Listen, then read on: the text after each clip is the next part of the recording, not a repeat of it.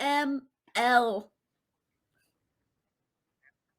All right. Hello, gamers and gamers, everyone here involved, and welcome to the VML. I am your host, Becky, otherwise known as Beky Bell, and I am joined here by the lovely Skybilz. How you doing tonight, Sky?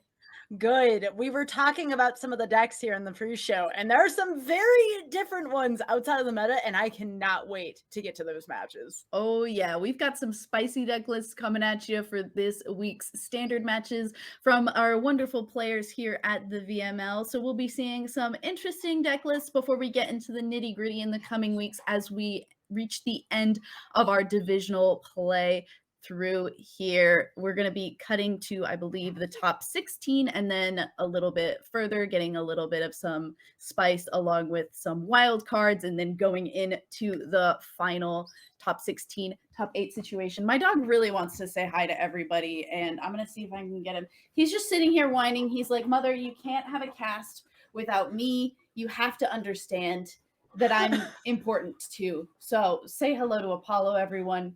He thinks that he is very important and must be a part of this stream and must let you all know that he loves you very much and he's very excited to be here on week 5 of division play of the VML. Thanks, bud. All right. Do you want to get right into it? Should we start looking at some deck lists? I think we've been talking so much about spicy deck lists, so I'm really just ready to get down into it. Let's go for it. All right. Oh, I love our little transition. All right, starting off strong. I realize that it says mono white aggro. That is wrong. My bad. I made this slide. I didn't fix that. Mono white aggro is what Haiyue had submitted a few weeks ago, and I didn't change that little piece.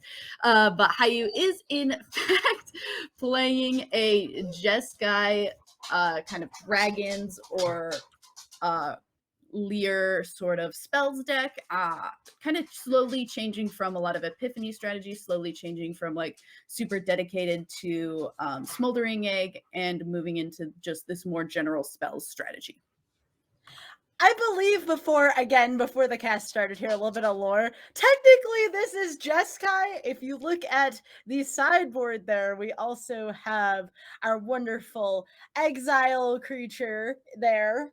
Part werewolf, big fan.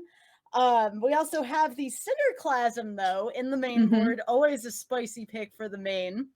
Jawari is always something to look out for. You're always thinking, okay, I need to have one extra mana. You don't think it makes a big difference, but it absolutely does. Love that to the deck. And then, of course, Unexpected Windfall, always keeping an eye on that here. And then Divide by Zero to also kind of bring it back should there be any kind of trouble.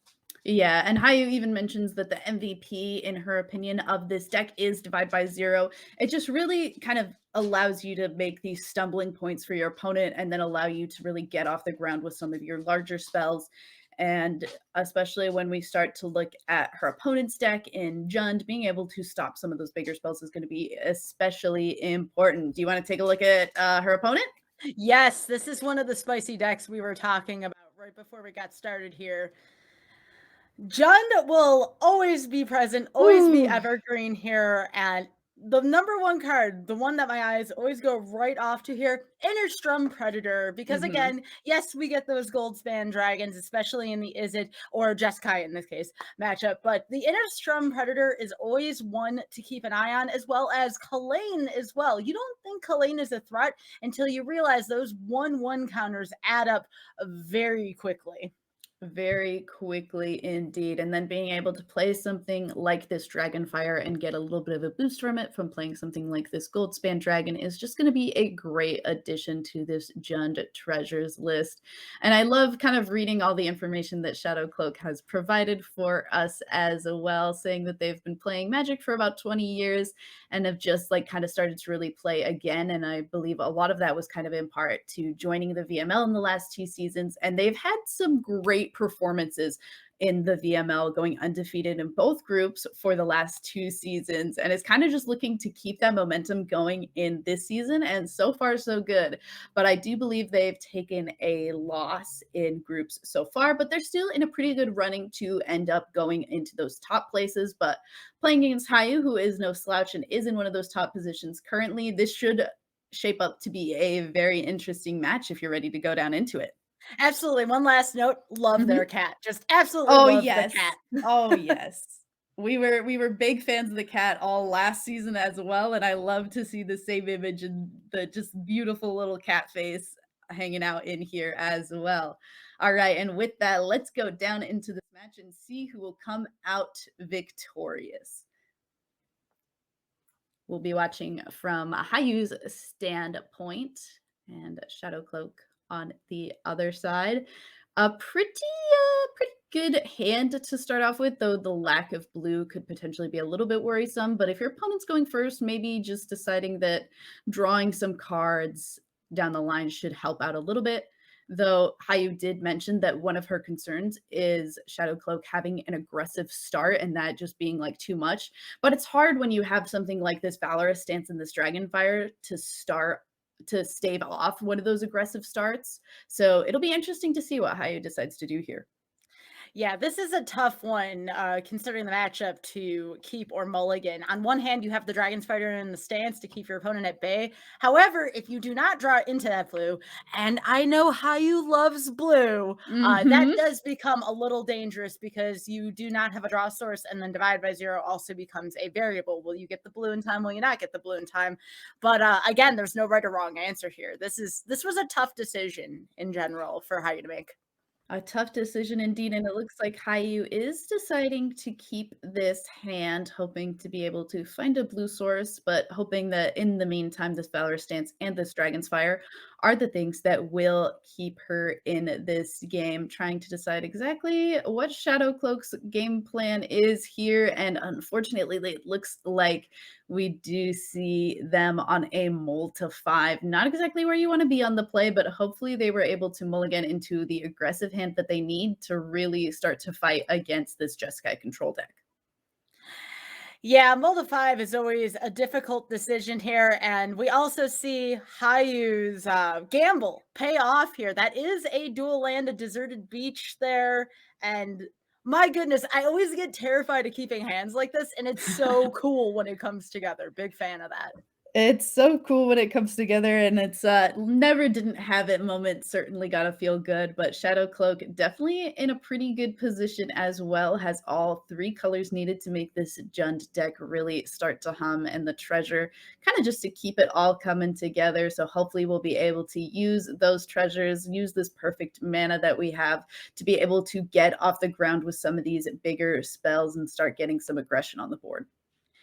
Yeah, they really have a strong start there. You gotta love the Culling, gotta love Innkeeper, and if something enormous comes down, such as a gold span dragon, that is devastating in that scenario. However, since the blue got drafted again, I was talking about timing before. You have the divide by zero, you have the dragon fire with the gold span dragon in hand. So again, very interesting matchup here, but it makes things hard for Haiyue to get things rolling because if you have to keep that 3 mana up, we all know what's underneath that 3 mana. We always do. If we see a blue, we see 3 mana. We know divide by zeros around the corner.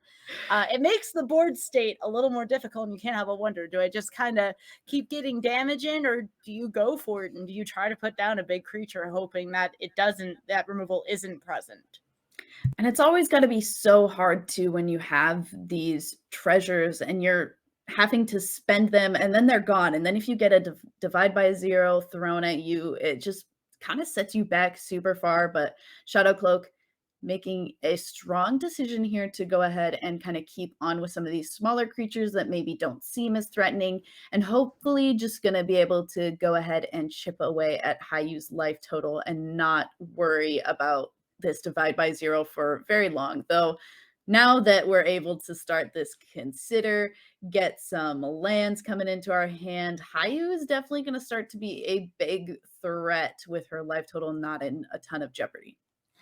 Well, I definitely think how you considered every single possibility here, deciding to ultimately keep up a defense. I'm sorry, I can't help it. It was right there. It But was so good. I love Shadowcloak's strategy here of keeping the little creatures present because again, you don't want to waste such big removal on such tiny creatures. So you keep sneaking that damage in. You might be able to Mhm. make a little bit of progress here against Jeskai here. Yeah, it looks like we're seeing potentially an Immerstorm Predator going to come. Ooh, oh, Halana and Oh, Elena.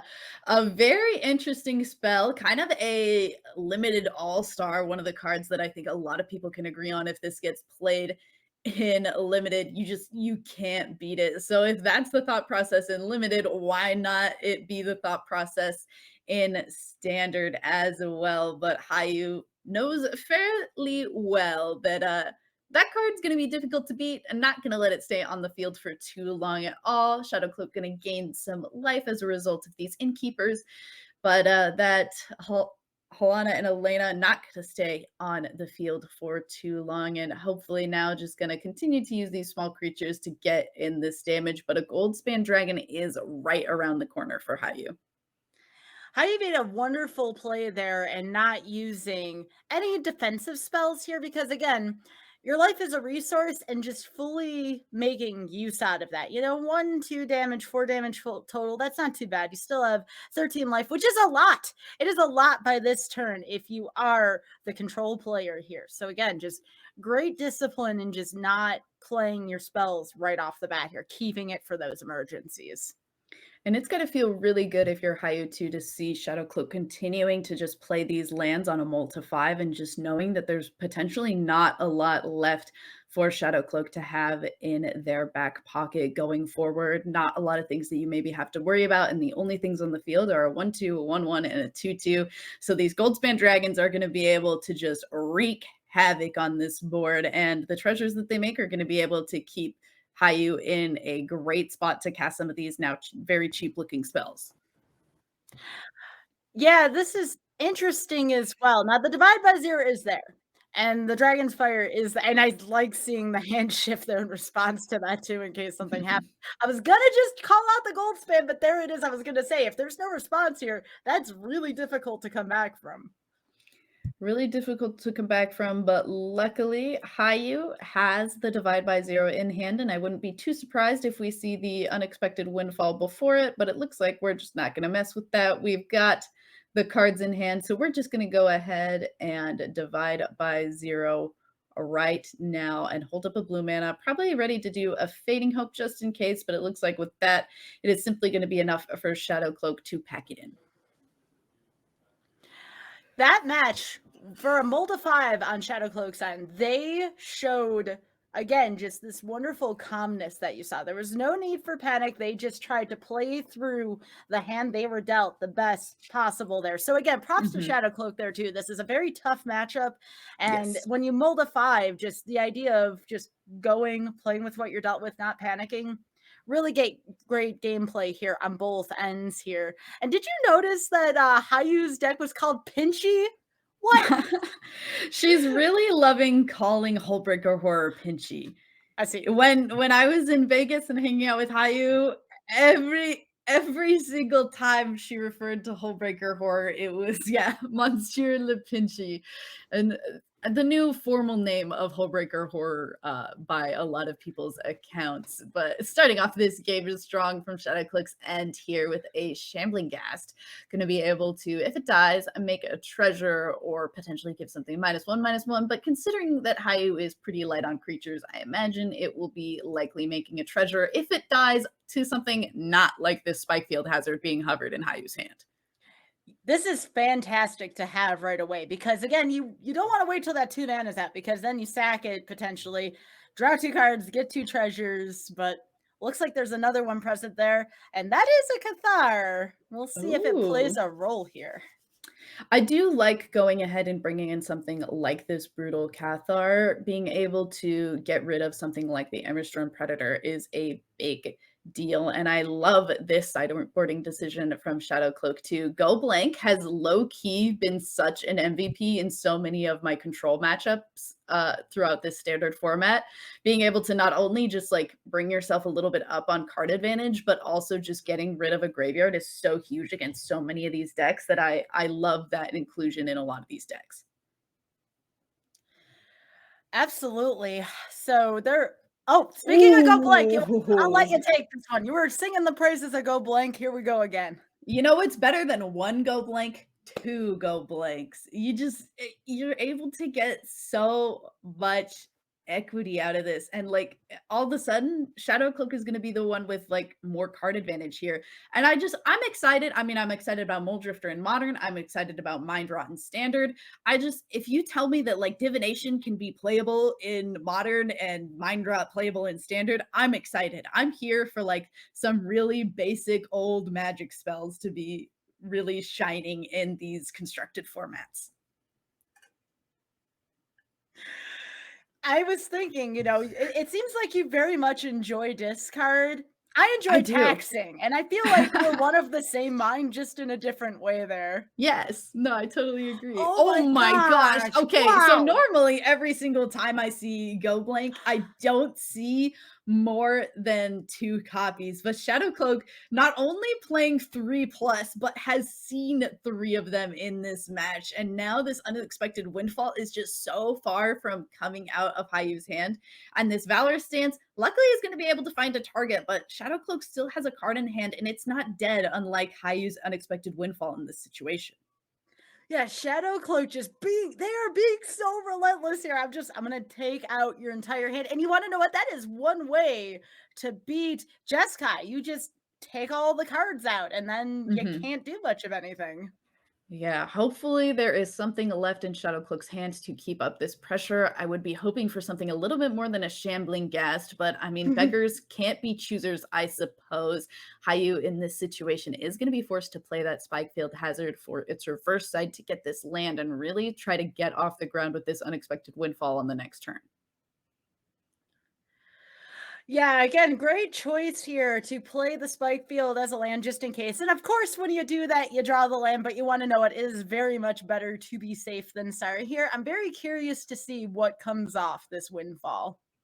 Yeah, and I think it's interesting here to see if Haiyue, I believe, is trying to decide if playing this Needle Verge pathway as a land and getting that 5th land drop is actually what is more important, or using it to be a discard to this unexpected windfall. And I believe that's kind of why we saw that pause from Haiyue, just trying to kind of track the thought process that's happening here. And I kind of like taking the moment to step back and be introspective, and how you probably wondering, how do I stay alive in this game? How do I come back? And I like feeling like still above 10 life, being like, oh, I probably have some time. I can wait. I can be a little bit more flexible. It doesn't seem like Shadowcloak is playing anything that is going to be putting my life total under an extreme amount of duress. So I'm going to just continue to hold these cards close and wait for something like this Goldspan Dragon that Shadowcloak is playing. And hopefully now is the time to be reactive, though it is a little bit hurt. It's got to hurt a little bit to see this Goldspan Dragon come down when you have a Dragon's Fire and a Spike Field Hazard in hand. And it's just got to really feel kind of rough to know that you'd have to 2-for-1 yourself to even get rid of this dragon. I don't think that's going to happen here. This is a very unexpected occurrence here. Oh, all right. Went for a little bit of a hover on a concede there, but then notice the Valorous stance coming into hand. Oh, and choosing to let a treasure be made as well. Probably, potentially going to just go for this brutal Cathar to take out this Goldspan Dragon, as opposed to worrying about getting another treasure from Shadowcloak's side. Brutal Cathar here, or Cathar. I never know how to pronounce that. We'll call it Brutal Cathar because I've heard more Oh, people call it this, but oh my goodness. you know Wow. what's more brutal is a snakeskin veil, but luckily Haiyue has this valorous stance. It's just gotta feel really rough to know that even more treasures are gonna pop out of this dragon before it goes away. But luckily, from Haiyue's side, Shadowcloak has no cards in hand, so you're really just hoping that the top of Shadowcloak's deck isn't so nice to them, and you can play around it a little bit here. This was an instance where order very much matters here. And now I understand why Brutal Cathar was down first, because again, you can Mhm. react with that instant speed and it may make the difference in this match. We'll see. We will see. This is certainly kind of a weird place to think about blocking here with this Brutal Cathar.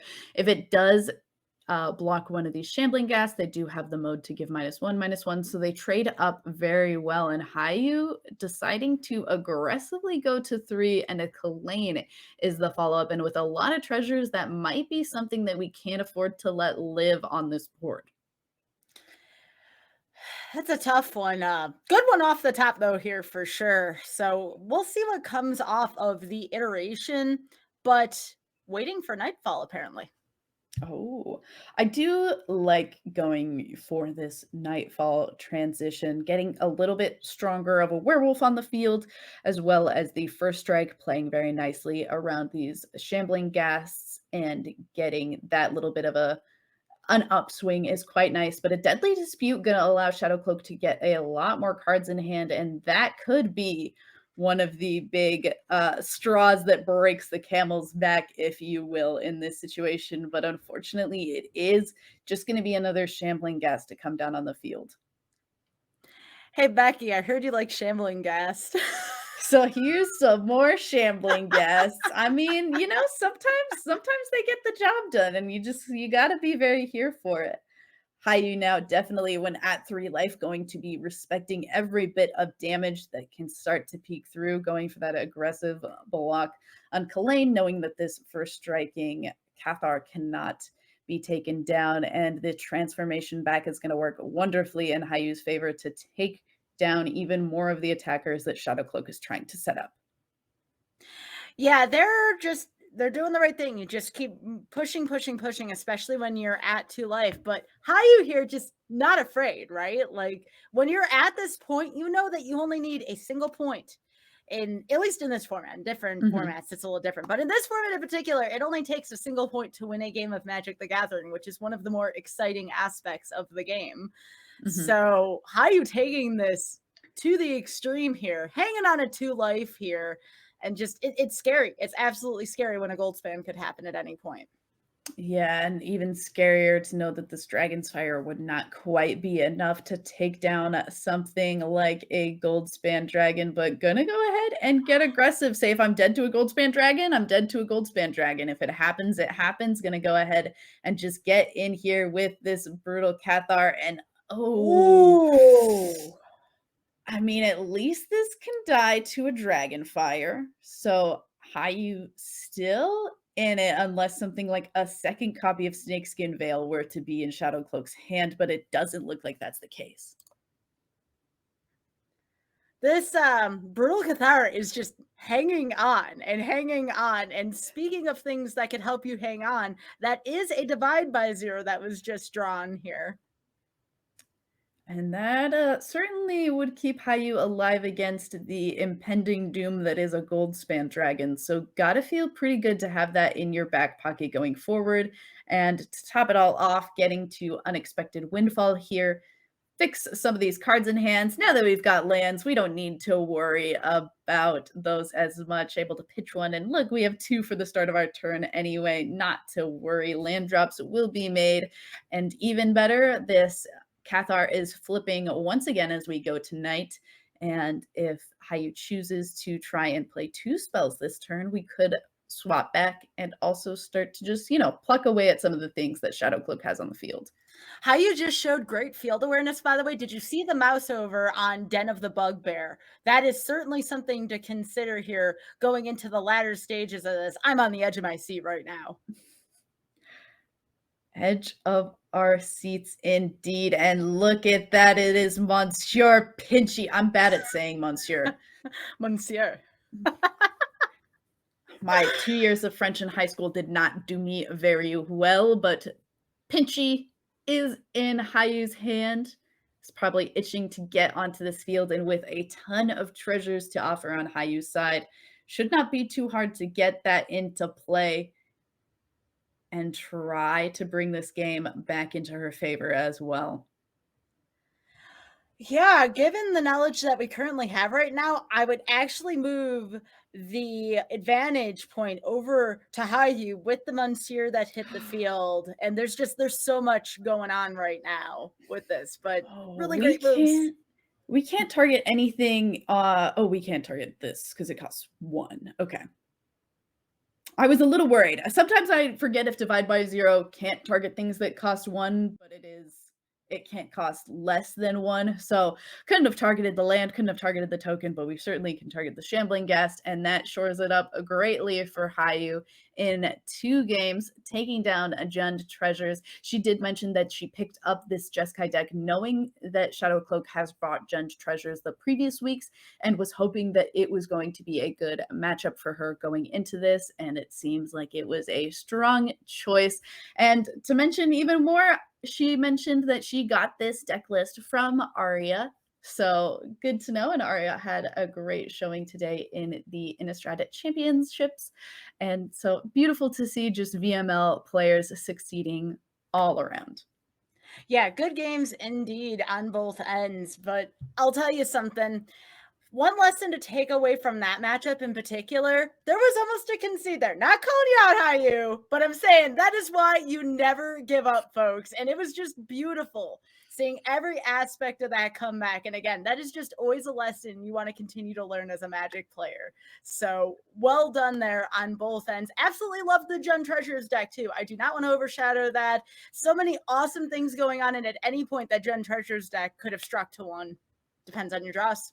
I mean, that we mentioned multiple times. If there was a Goldspan Dragon off the top, Haiyue even recognized it herself, and she made plays saying, if there's a Goldspan Dragon off the top, like, I just lose. There's nothing I can do about that anyway, so I'm going to continue to play to my outs and how I could possibly win this game. And just, if the things that are out of my hands are out of my hands. And that's kind of the mark of a great Magic player, is when you get to see exactly how somebody plays to the way that they can win despite being in a losing position, and then all of a sudden watch that turn around for them is always very beautiful to see. That was a great first match for us to start out on. Are you interested in getting into some more goodness? I mean, if that was just the first match, please bring it on. I am so ready for more. Let's go. All right, let's get into our second match of the evening, which is going to be one of our players, new player, I believe, Kora Benck, is going to be playing Dimir Control, which is a deck that I've been playing the last few weeks, kind of to my choice and kind of to forgetting to submit new deck lists, but have been very excited about this deck regardless. I think that it is just, it's a little bit difficult to pilot, but once you kind of learn how to pilot it and you understand what it does good in certain matchups, I think that it is just one of the strongest decks to be playing right now. And it has some of the stronger matchups against a lot of the control decks that are in the format currently. So I love seeing this being one of the decks that gets brought. And Kora does mention that her opponent, I believe, is bringing mono green, and this is just something that is a good matchup for Dimir Control, and being able to really just take control of the field, hopefully, and not worry about some of the big green creatures getting too stompy too fast. Yeah, when you're playing Dimir Control, it's really great against aggro decks, with the one exception being a heavy tax deck, but we will not see that today. We are up against mono green. However, look who's back again. That is Monsieur Pinchy. Just saying, keep an eye out for it. Just saying, keep an eye out, and hopefully if you are Kayla, you are hoping that you just get to run over the Dimir deck before Monsieur Pinchy can come down onto the field, because you don't want to be playing deep into 7 turns. You want to be winning much quicker. Kayla mentions that she's just kind of found a home with mono green and just kind of rolled with it a lot in the last few weeks. Mentions that Ulvenwald Oddity has been MVP, and I'm excited to see this spooky moose get into the red zone and get kind of aggressive. I think that it was a card that was very exciting to see spoiled, and am very excited to see what it has to bring to the table. Not to mention that, you know, Esca's Chariot is just one of the best green cards that has been printed in a long time, and Blizzard Brawl, as far as brawl spells go, is quite broken. Yeah, and I don't care what all y'all say. Ulvenwald Oddity, although the card doesn't say otherwise, it's a moose to me. The card type should have been moose, and I stand by my statement. Some other really strong cards here, though. Speaking of Crimson Vow things, we do have Glorious Sunrise. I see it. That it looks like it's a one of in this picture. That is a very powerful enchantment. I actually really like it against control matchups because by the time you can play Glorious Sunrise, it is that moment in the match where you need to start refilling your hand against control, and that is a great way to go about it. Yeah, and a lot of these control decks, because they're all kind of leaning towards playing something like Lear, Disciple of the Drowned, they aren't playing a ton of counter spells. So being able to kind of get one of these bigger, more impactful spells onto the field and in something that is kind of a difficult thing to remove in the form of this enchantment is going to be hopefully pretty big for this mono green aggro deck. And I mean, I think I've said all I wanted to point out about these decks. You ready to get down into this match? Yeah, let's do it.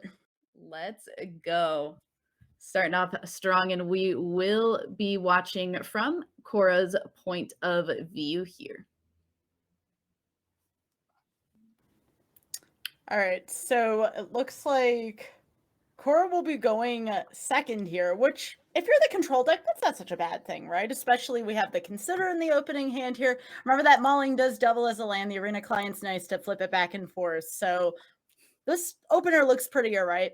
It's a little risky in the sense of there's not a lot of removal. We have Sod coming, but that is a Monsieur Lupinchi early. So when you do get the lands down, you can rest assured that it will be on the field. Yeah, I would worry a little bit about being able to play it certainly against a deck that is playing 1 mana, 2/1s. Savannah Lions, nothing to scoff at. I've played my fair share across many times, and we do see Kora kind of taking a peek at these flip cards, seeing, I guess I might have to end up playing this as a land. But if you're looking at something like that, Hagra Mauling especially, you probably don't want to be playing it as a land. You want to be able to keep it in your back pocket as a removal spell. And thankfully, finding that island off of that Consider is going to help out with that greatly. Yes, that opens up the possibility now for a Jawari Disruption here, something in which if you're looking at that mana, you think, maybe the Chariot's going to be happening this turn. Remember, Sculptor does produce an additional mana, and a Chariot on turn 3 is very frightening. Very frightening indeed. And with how the lands are being tapped on Kayla's side, I do think that is what is coming down. And this Ascendant Pack Leader is going to get a little bit of a buff. Thankfully, this Jawari Disruption is going to keep that Chariot off of the field, but a 3/2 Pack Leader is going to keep the beats coming for Kayla. This is a very strong start for Kayla. If you're the mono green player, you're like, all right, just got to keep going forward. There's no going back. Can't be afraid of anything. Can't be afraid of counters. You just keep playing your spells and hope that they don't fit. Hope that she doesn't hit 5 for Lear. So that's also a spooky card. This Dimir deck is just full of scary cards in general. So many threats. Yeah, I do worry a little bit for Kora in this situation. The one removal spell that she does have in her hand is this Hagra Mauling, and it does cost 2 black to play. So we would need to be seeing a black source off the top, and we don't really have a way to filter or find any specific cards. We're just probably hoping to maybe catch something with a Sot coming or this other Jawari Disruption, but Kayla making a heads up play here and simply going for the Faceless Haven, potentially a little bit scared of something like the Shadow's Verdict. She mentioned that that was the thing that she was the most afraid of in this matchup. And so making that extremely heads up play and simply going for more passive and holding the remaining cards kind of close and does work in her favor here as Duress sees nothing but an Uvenwald Oddity and gets Kora to go for that concession button. Yeah, Becky, you are right on with these are great cards when you need them, but you do need to be able to survive the beginning here, which I do believe the side deck should be able to aid this for the Dimir deck.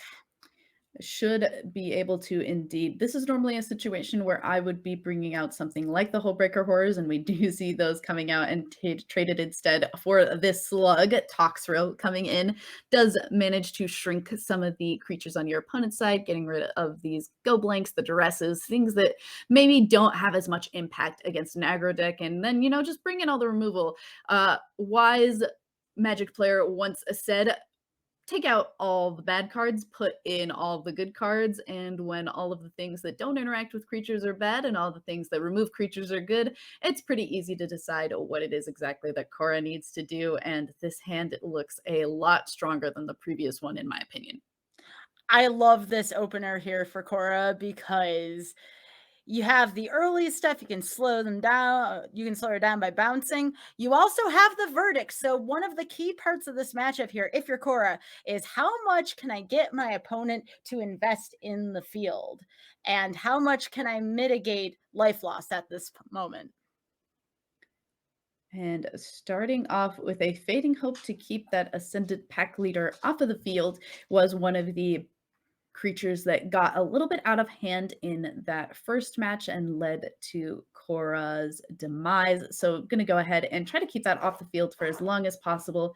Take a moment to consider and decide that we do want to put this Leer in hand when we have these cheap spells in the graveyard. Of being able to play the Leer and get some of that value back has got to be a good direction to be going in. But this Ranger class is going to make sure that some of these wolves on the field are going to get a lot bigger and start to snowball this game.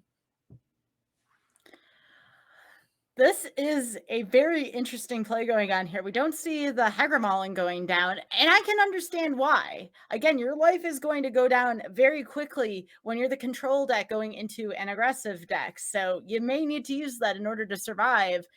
And I'm very, very interested to see if a land comes off the top here. We do have a pumped Ranger class here. This is just full speed ahead if you're Kayla. Full speed ahead indeed. This Hagramaling on the Ascendant pack leader trying to get buffed by this Ranger class is going to try to stave off a little bit of this onslaught, but something that the green decks are pretty well known for are something like this Snakeskin Veil, making sure that that creature cannot be targeted, and this looks to be exactly lethal on the board. Yeah, there wasn't too much. It was either draw a land or bust there. I very much admire Kora's strategy there. It was ultimately the correct thing to do, but unfortunately, you have to depend on those land draws every now and then. And if you're the control deck, you need those land draws in order to survive. Regardless, great game by both players. There was the Threat of the Shadows Verdict, which was the most feared card by Kayla, so that was present.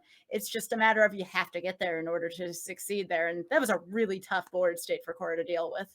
Extremely difficult. And I mean, that's kind of one of those situations that Dimir deck can be really good and plays a ton of removal to keep up with some of these more mid-range style decks. But if those mid-range decks play their best impression of an aggro deck, sometimes it's just not something you can deal with. And ultimately, that's how Kayla was able to take this week down in her favor.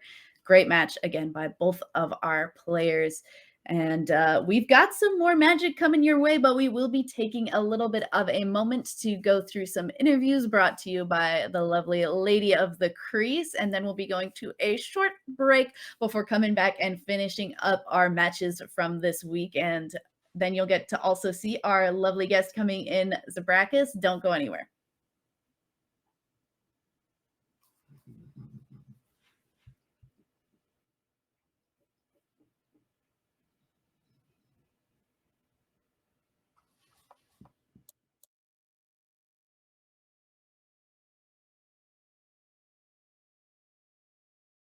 By the lovely Belarus. How are you doing tonight? Hi, I'm Hello, everyone, and welcome back to Who, What, Werewolf. My name is Nicole Callahan, also known as Lady of the Crease. I will be your hostess of Howls tonight, and I am joined here by the lovely Belarus. How are you doing tonight? Hi, I'm doing good. How are you? Hanging in there, hanging in there. It's eternal night, so it is absolute perfection for all of us creatures of the night. Now that we're into Crimson Vow Standard, like really in the middle of the night, what is your favorite card from Crimson Vow so far? So far the card that I've encountered in draft that I've just been like kind of enamored with is Toxrill the Corrosive. He's that big slug boy who makes lots of slug boys. And yeah, he just seems kind of insane, and like House Dimir's my favorite guild, and he kind of plays off of that a little bit with his ability. So yeah, he's definitely been my favorite so far. I love that. I am definitely here for a sluggy boy. Toxrill also, I mean, that's a pretty good bomb in draft, I'd imagine too. Oh, absolutely. Yeah. That card probably wins you a lot of games. So now outside of slugs, and we'll stay outside of werewolves too, because I know that werewolves are obviously your favorite because you're team werewolf, right? Of course, right? Of course. But so let's take a look at the other side. We'll bury the hatchet for a minute, or the cross, or whatever it is, the stake. And what is your favorite vampire card? So kind of in that same vein, because most of what I've been playing lately has been draft. Anya, Maid of Dishonor, I think is the full name of the card. Yeah. She's won me quite a few games where I've gone kind of this blood sort of deck, and her ability to sacrifice other creatures or blood. Yeah, she's just been incredible. All right, keep that drain going. I love it. Yes, Anya, definitely another bomb. I feel like it's uncommon too, but a great card. Yeah. A great card in Yeah, the draft. for sure. That's awesome. Well, so now that we've covered werewolves, we've covered vampires. Now this is all happening within the VML. Can you tell me what your favorite part of the VML has been so far? What does the VML mean to you? Your favorites? Like, give me what you got. Yeah, so for competitive Magic, I started playing Magic in person, which I think a lot of people do, but kind of getting back into it and having a competitive nature, it's been kind of intimidating to want to go to an LGS or anything like that, and Arena has been great for that, but as far as actual competitions and stuff go, the VML just seemed like a really kind of inclusive space. And this is my first season. I just kind of kept seeing things pop up on Twitter, and when this season opened, it was oh, we're filling up. I was like, oh man, I have to get in there. What if they fill up before I can, I even have a chance to think about it? So I didn't think about it. And yeah, it's just been great. Everyone is so nice, and it is obviously it's a competitive atmosphere, but it's just a really welcoming atmosphere as well. And you don't feel the intimidation that you would feel in other environments, I think.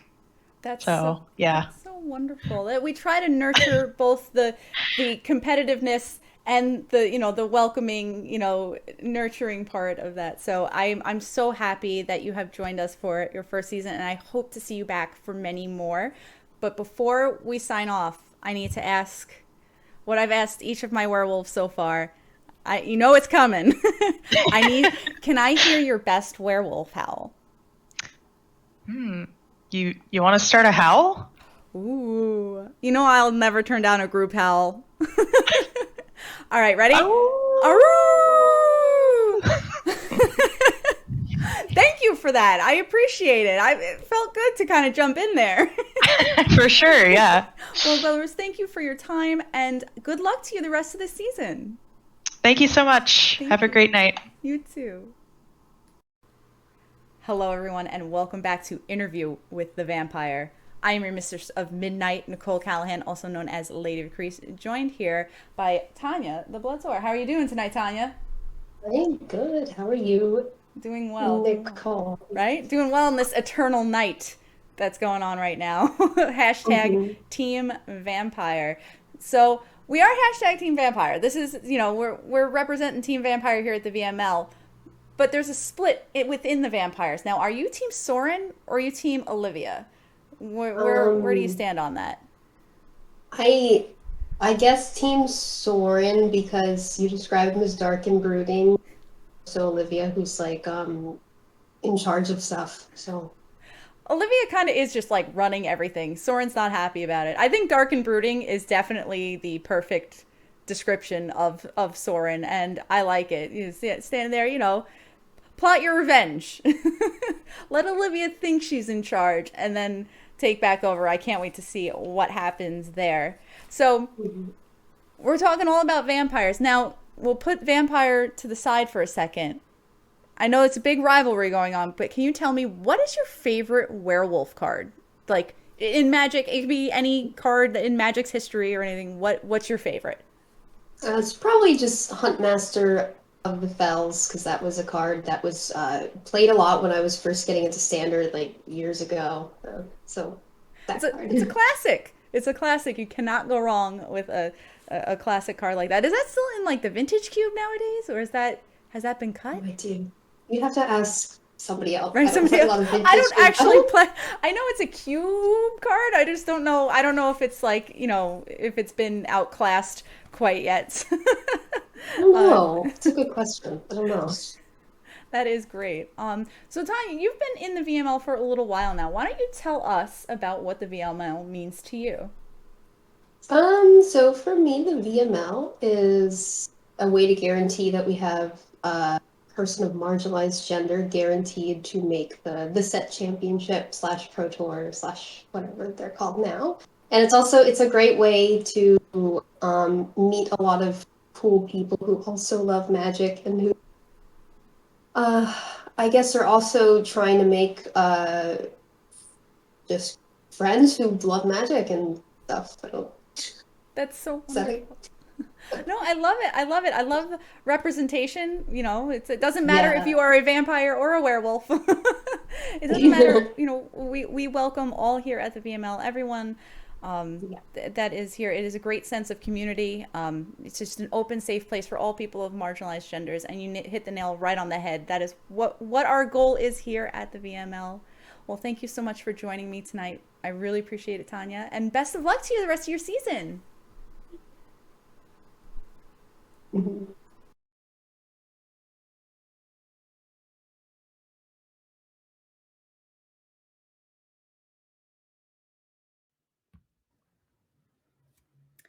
Welcome back, everybody. Are you ready to get into some more Magic? Because I know myself and Skybilz are. And I know that in just a little bit, we're going to be joined by a special guest. But before we get into that, I will be bringing us into a little bit of a view of one of our final deck lists of the evening. But is there anything you're interested in seeing? I know when we were picking decks this week, Sky, we had some very kind of cool decks that we were looking into featuring. What was one of your favorite decks that you got to see when you were looking at deck lists this week?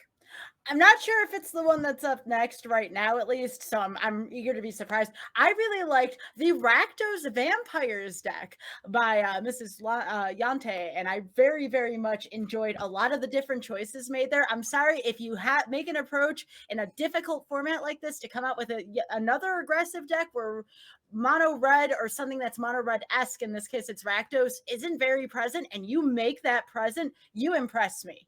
You win my heart over. So I really can't wait to see that deck. How about you, Becky? What are you excited to see?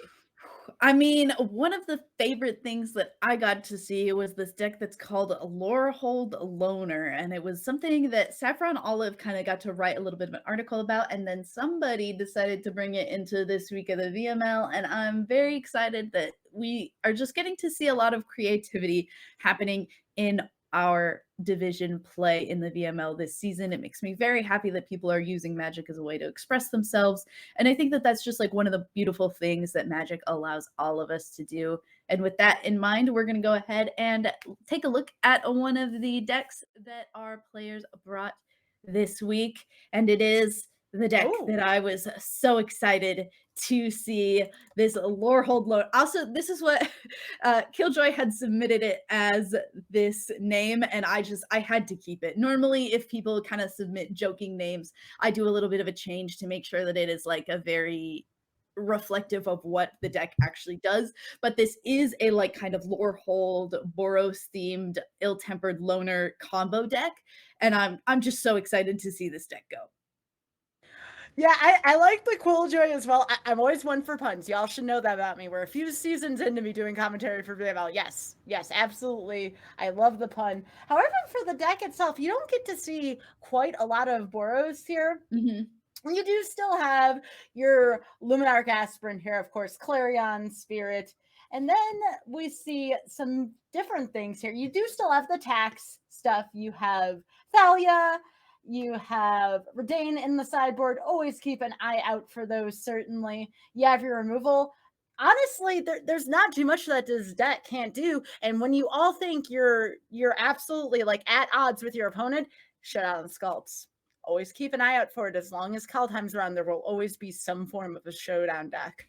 I mean, and it's such a value spell. I mean, we're so high on that Eldraine card that allowed us to flip over the top 5 cards of our library, and this is just so close to being as potent. I think it's helpful that the format has moved in a different direction, and so we've been able to not see this card as too powerful the same way that we saw a lot of those thrown out Eldraine cards, but getting to be able to play it and have it in this deck, I'm so excited to see this deck really come together and see how it plays out, and excited that Jayne brought it to the table this week. So let's take a peek at what Jayne will be playing against. All right. I mean, if there's any way that you could potentially get off a combo, it is certainly playing against one of these kind of aggro / mid-range styles, but Blizzard Brawl out of the mono green aggro deck certainly is going to be one of the ways to stop a lot of the combos that I think Jayne will be trying to assemble. But Sarah has said that she's a big fan of Werewolf Pack Leader, but Eska's Chariot and Renin 7, of course, are just such houses.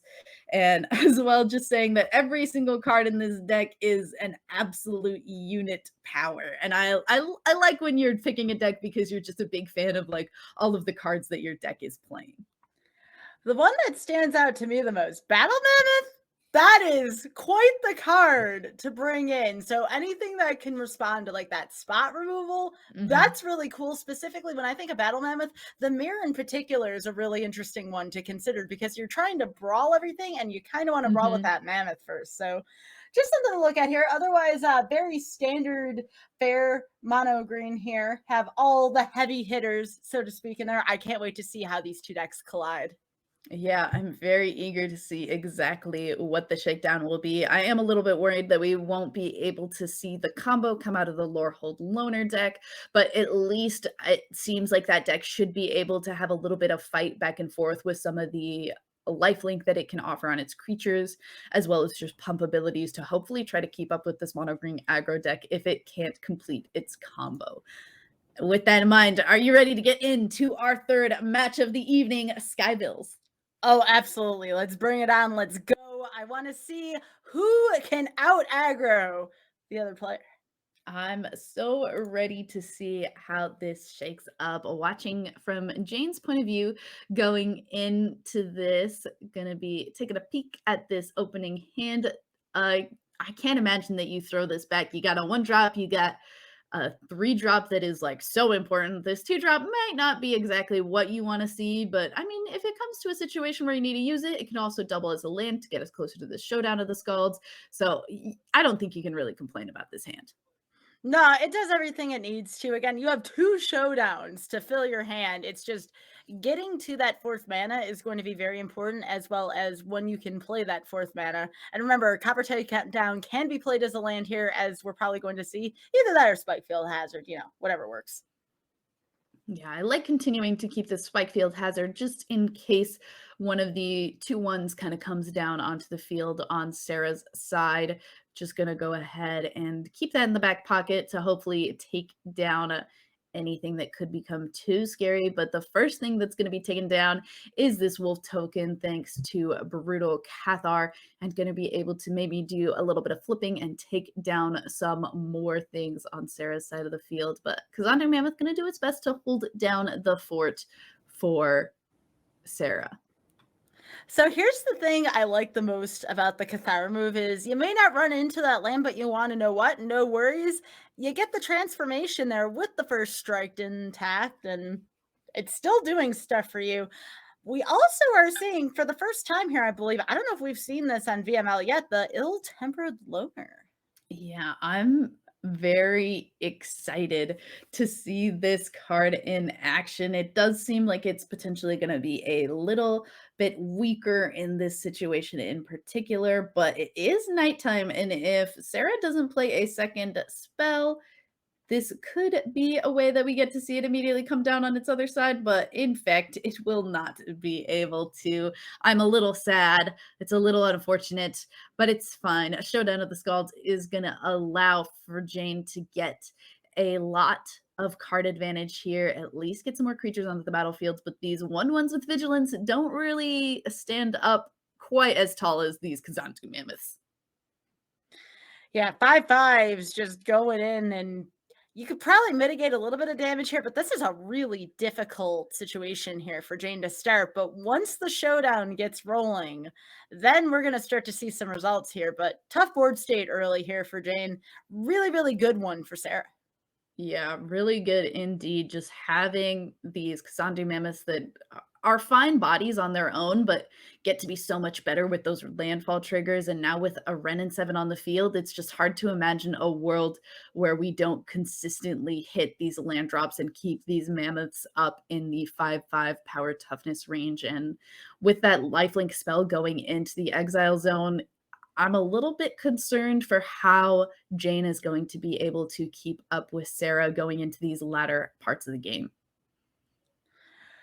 Yeah, you have the second showdown, but the problem is that this is going to be ultimately a battle about board presence, not necessarily about life per se. And right now, this board presence is just all about the sheer power that Sarah has here. And that's kind of the name of the game when you're playing one of these mono green decks. You're really just trying to see how much potency and in power and toughness you can bring to the table, and then just throw a bunch of keywords on top of it. Something like the reach from the Run and 7 tokens, some trample from some of these other spells. Werewolf Pack Leader just enabling you to get card advantage off of having those high power toughness and just absolutely being so oppressive. And now we're going to see if Sarah decides to activate this Faceless Haven that she's been hovering, or if she's going to decide to commit potentially another creature to the board. But it does look like this Faceless Haven will be becoming a creature and getting into the red zone. Maybe we also have something like a Blizzard Brawl to really solidify this for Sarah's side. Yeah, speaking of solidifying, Inscription of Abundance, it doesn't get too much more final than that. It really does not. Love the little play of sacrificing that 1/1 to its own ability. Gonna throw out the good game and get taken to that -5. And it will be Sarah England to take down this first game with mono green. Not really getting to see what Jayne's deck wants to do, but we kind of were a little bit concerned that against this mono green deck that was going to be the problem. So I think we're going to see a lot of removal spells coming in. Really love throwing in those confinements, going to try and take away a lot of the early game aggression that this green deck can have. And even just being able to get rid of something like those Kazantu mammoths, I think will be huge for this Lorehold deck. Agreed. Those mammoths were very, very difficult to get over in the first game, but I would not count them out yet. We see a lot of terrific sideboard choices here. And again, this isn't really something where Spellbinder is going to have a strong of a presence. You do like that air presence there, and we're going to see that from Redain. But I love the choices here that Jayne's making, going down to that one Spellbinder, because it's not really a super pivotal card to their strategy. So well done there by Jayne. Well done indeed, but that Spellbinder still showing up in this opening hand. A little bit of a slower hand, but at least having something like that Redain to keep Sarah off of a kicked. Inscription of Abundance can be a big deal in helping keep Jayne in this game. Yeah, so I was just talking about flyers earlier. Two choices here. The one of Spellbinder finds its way into the opener here. Isn't that always the way here? But it could be a key card here, despite everything I just talked up about not having the Spellbinder. And wow, just wow. Ooh, kind of a tough decision. It's always hard when it seems like you look at a hand and your opponent just like has the perfect hand and you're just like, oh, I could pick like this Werewolf Pack Leader and just keep them off of card advantage for a little while. I could pick this Eska's Chariot and keep them off of just like one of the most powerful green cards in Standard, or I could take this Old Growth Troll. There's just so many decisions and it's so hard to make even like they're all technically correct. Like when you're staring at a hand that is just all bangers, trying to figure out which one is going to keep you in the game the longest is not always going to be easy. And knowing that you're facing down that Blizzard Brawl definitely doesn't make it any better. And it's going to allow for that Luminarch Aspirant to get wiped off the field. Yeah, I mean that's just delaying the inevitable at that point. That is one of the worst feelings of when you're playing Spellbinder in a mono green and you see a Blizzard Brawl, which you know you can't stop the next turn, and it's just a really awkward feeling. Yeah, Redane is going to do a great job of making sure that this Eskus Chariot doesn't come down immediately. Kind of a heads-up sideboarding decision there. Hopefully gonna keep a little bit of breathing room with Jayne's life total here as Sarah decides exactly how they're going to handle this turn, but always a good start to go for the card advantage play in the form of attacking with these 2 Werewolf pack leaders that will equal up to 6 power. That does draw Sarah 2 cards. She's not panicking right now, though. She just keeps going forward again, just picking the game plan, sticking with it. That's when mono green is at its best right now. Yes, you can't play some of the cards that you'd like to, but honestly, nothing wrong with putting the mammoth down, drawing some cards with the 2 werewolves there. Really good, productive all-around turn there for Sarah. And that play also was able to allow Sarah to draw up to that Blizzard Brawl, get rid of that Redane, and now the board is very open to be able to play this Eskus Chariot, and Chariot just has such an oppressive stance on games when it comes down uncontested and just gets to make a bunch of cats, and then all of a sudden you got a bunch of cats and you just get to just run over people. It's quite unfortunate. I've had it happen to myself many a times, and it's fun when it's on my side of the board, not fun when you're facing it down on your opponent's side. I was going to say, are you implying this from a control player perspective, I assume? Maybe. You can't make me admit it. Oh, that's all right. It's all good. This ill-tempered loner is at least going to do a trade with this Kazandu Mammoth, but with this Faceless Haven in play, the longer Sarah is able to keep Jayne's creatures off the battlefield, the better and better her board position continues to look.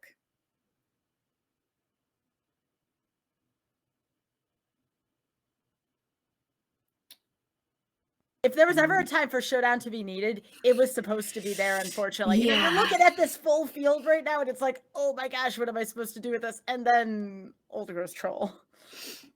An Old Growth Troll. The best part about these vehicles, summoning sickness matters a little bit less if you're able to simply throw a summoning sick creature into a car. I usually don't want to get into a car if I'm sick, but you know, some creatures in Magic the Gathering certainly do. And just like how insane Snakeskin Veil was in that first game, it comes in so clutch again for Sarah in this match as well.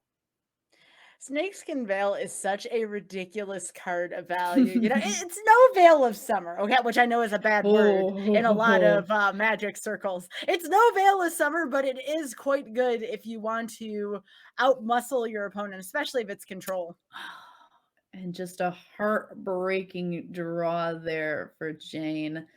Not a ton that can be done. And now it's going to be another creature hopped into the kitty cat mobile, a Faceless Haven, just an onslaught of different creature types coming at Jayne.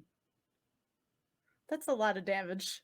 A lot of damage. When this green deck gets going, it gets going. One of the people that we interviewed going into this week definitely said that about the green deck. They were like, when it starts to go, it just goes and goes. And when I was putting it onto a slide, I like even added a third and goes, because mentally I was just like, that's just what this green deck does. Exactly what we just saw Sarah do with it. When it goes and goes and goes and goes. And it just has this entire landslide effect that if you're not playing something that is able to wipe creatures off the board, you just kind of end up getting run over by a cat car. A car full of floofs. I believe someone in chat had used floofs to describe that. I mean, it is really difficult to be sad at a cat car. I mean, just look at the tokens. They're super adorable. But mono green doing mono green things there. That was a very tough matchup. I'm still a believer in the Lorehold deck. I want to see more of what that has to offer. I love it so much, but alas, mono green cat car, really tough to be stopped. Good games to both players. Good games to both players. I know I want Jayne to keep playing this Lorehold deck because it looks so cool. And now that like after I saw her deck that she brought this week, I was like, I have to go see how this deck works. And I got to like look up somebody like just going off with it. And it's so cool because you just get infinite life, which I think is like one of the funnest ways to like just randomly win in a Magic game. Just be like, I have all the life in the world. Haha. So I was just so excited to see it be brought this week, and I hope that it's a situation where this just wasn't the deck that you wanted to end up going against. And that's one of the things that you have to recognize in especially like this kind of league format is you're going to end up running into some of those not so great matchups, and you kind of have to not let it get you down. It's just 1 week. That one match isn't going to totally bring you down, and you just got to kind of try to rally for next week. And that's especially important as we are getting into the thick of it in these final weeks of the VML. But with that in mind, we will be taking a short little break, and we'll be getting our special guest Zabracus on to the desk with us, and then we'll be doing a quick little interview, and then she will be joining us for the final match of the evening. Stick around, we will be right back.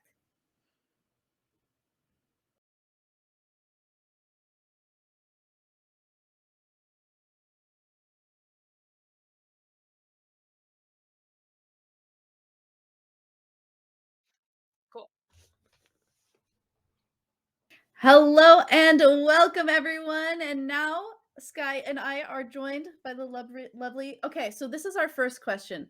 We want to know exactly how you like your name to be pronounced and what is a cool nickname that your community has given to you if you have one.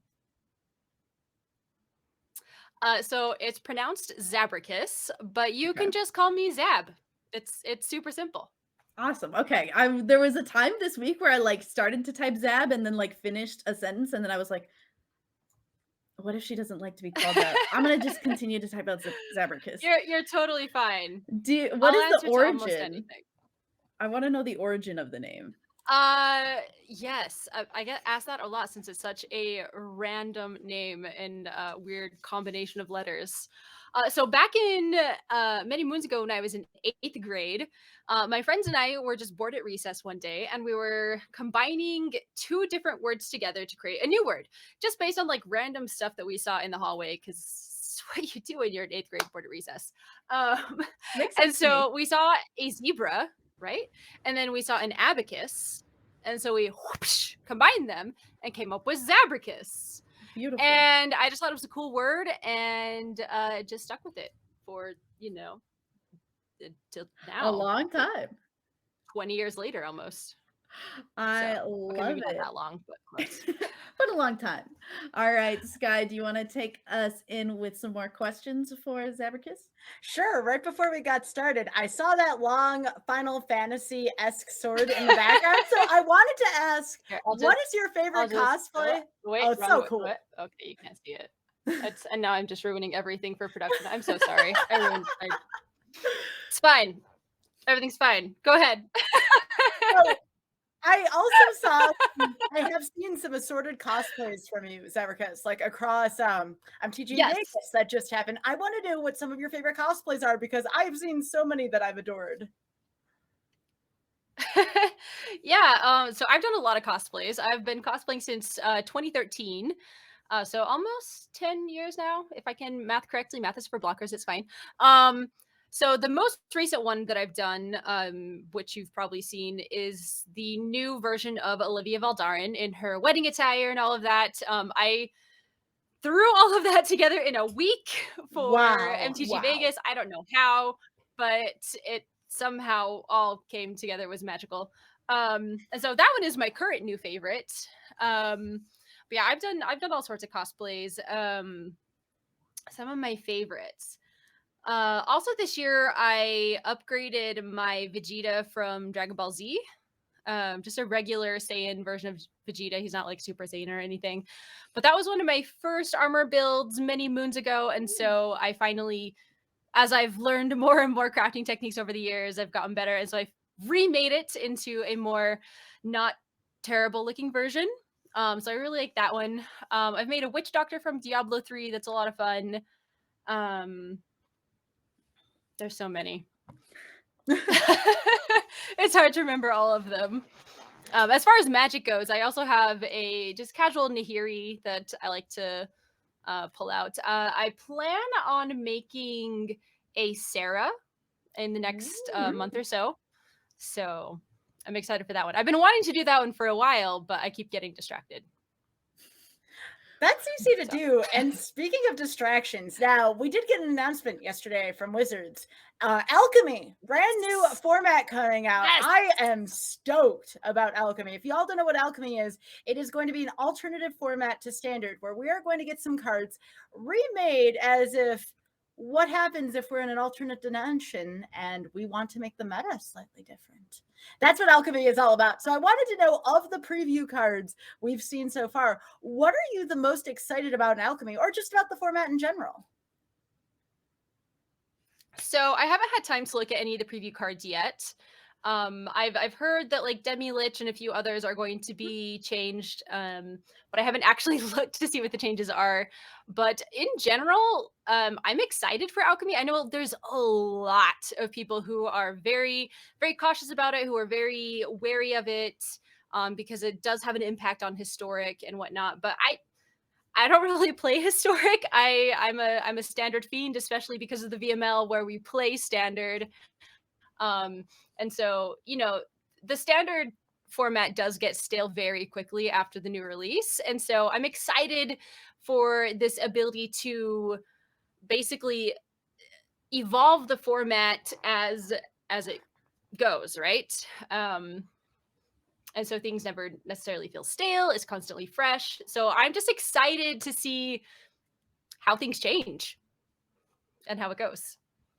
Sure. And the thing that I can't answer this, right? This is just me speculating. If Alchemy really takes off, will it have any place in the VML? And if so, will we kind of be paving our own meta if we are some of the first to really engage with this? I'm very curious about that, because I would love to see, we've seen creativity from so many folks, even in a meta where we only have like 2 to 3 decks that most people play. But here in the VML, we see more creativity here than any other league in Magic I've ever seen. So I'm excited to see what folks come up with when we have even less restrictions, so to speak. So that's something that again, I know nothing about this. I just want to know what this means for the VML going forward. And I guess we're just going to have to wait to see what the future holds. And excited to see exactly what the future holds. But we will be saying goodnight to the lovely Skybilz and Zabracus, and I will be taking you through the final match of our evening, taking a look at the decks. Thank you so much, Skybilz. You're amazing to cast with, as always, and just so happy to have you here, and so happy that you shared raccoons with me. No. Well, thank you. It's my pleasure. Y'all, I always look at a critter channel. Don't mind me here. I'm excited. I'm going to be here listening. I cannot wait to hear y'all's commentary. And this is going to be the deck list I was talking about coming up. Rakdos. I'm super excited. So again, y'all don't go anywhere. I'm certainly not going to go anywhere. I'm going to listen the whole time. But thank you for having me. As always, Becky, always a pleasure to cast with you. And Zabracus, I know we keep crossing paths no matter where we go. And I always appreciate your friendship, and I appreciate just spending time with you. Yeah, thank you so much for having me. And I'm looking forward to looking at this raccoon thing.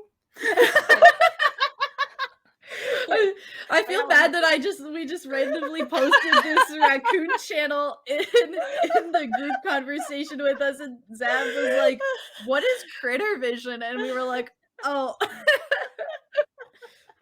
Anyway, if you ever want to talk to any of the three of us about critter vision, especially Skybilz, a lot to say about critter vision now, but something that we also have a lot to talk about is this Rakdos Vampires deck that we're going to be going into seeing piloted here by Miss. I'm going to apologize. I don't know if it's Yante or Lante, but she did bring Rakdos Vampires. She is my mentee, and I did help her brew this deck. So I'm going to do a little bit of a humble brag there. and I'm so excited to see her finally get to play it. And she's been very into previously Rakdos Treasures, so is very into this color combination and wanted to play a kind of aggressive style, especially with how much control a lot of people are bringing. And so that was kind of the idea that we'd brought going into this deck. And I'm very excited to see how it is going to go, see if this deck really runs how I thought it would. And I'm very excited. I'm very excited. I was excited for Vampires and Crimson Vow. I was excited for Werewolves and Midnight Hunt. I'm just a very big werewolf vampire fiend and excited to see how this is going to go. Do you want to? Yes, although I haven't, oh, I love it. Very excited indeed. And it's hard for me to say, like, this isn't a deck that I've ever seen anything like anyone else pilot, so I don't really know like how to commentate on it. And that's like kind of exciting to me also. Like, it's just exciting, and I'm excited to see exactly how it's gonna go. But to get to that exciting part of how it functions, we're gonna be taking a look at her opponent for this week. Ooh, all right, let's see it. All right, it's gonna be a Jeskai horror more. Right? I know Phoebe is doing such a fantastic job. Thank you, Phoebe. You are amazing. This is yet another Jeskai horror deck, MrsLlante. Also a list that was given to Sophie by Aria. So Aria kind of ghost creating or not ghost creating them, is definitely creating them, but is in spirit of all of these decks, being the creator of this specific build of Jeskai horror. And I love kind of just the ability that this has to kind of function on a ton of different facets. Lear is just such a potent card in this standard format. Something like Hullbreaker Horror, ever since it got printed, everyone is just like, this card is insane. And it's true, it is. If it gets onto the field and you have extra mana, it is going to cause problems. But if you are a Rakdos vampire player, you are hoping that we don't get that far. What do you think about this deck? Is there anything that you're looking for? Is there anything you're sick of seeing? Because I know a lot of us are maybe not super jazzed on a lot of these blue-red strategies right now. I mean, I love Jeskai just as a color triad in general. And we haven't seen Jeskai actually perform in like almost a year, I feel like. And so I am so stoked that there is a viable Jeskai deck in general. And as much as Hullbreaker Horror, like, I hate running into that card because it is a house. Like, it is so hard to counter. In But fact, impossible oh to my gosh, counter. it is so fun. It is. Also, yes. It is so fun to play, and it is. You said run into it. Most of the time, I find myself physically running into it. When I played in MTG Vegas, I played in the limited, and 2 out of the 5 rounds that I played, I definitely swung a bunch of creatures and then got flashed in a big Kraken horror and was like, yes, that card exists. And now my 5/5 is running into your very giant Kraken, and I am very sad. So hopefully that isn't something that happens here, but it is totally possible. And sometimes that's just got to be the play that you make. Are you ready to get down into our match? Yes, I'm so excited to see this. I mean, I love vampires. I love / hate Hullbreaker Horror. Let's see how this goes. All right, starting off. Ooh, all right. This seems like it's got to be a pretty good hand. It's kind of got a 1-drop into no 2-drops, but some 3-drops to at least keep up this vampire theme going. And at least, I believe, Falconwrath Forebearer and the Scavenger that does its best flying impression of a Tarmogoyf. And I don't recall what this 1-drop's name is. Falconwrath something. It was a 1-mana 2/1, so I was like, it's good. Pit Fighter, thank you. It's honestly just so many letters, and it's, you know, they all get meshed together. I totally just see Falconwrath, and then everything else just becomes jumbled in my head. So, like, I totally get it. Oh, totally true. But a great start for an aggro deck to get one of these 1-mana 2/1s into play.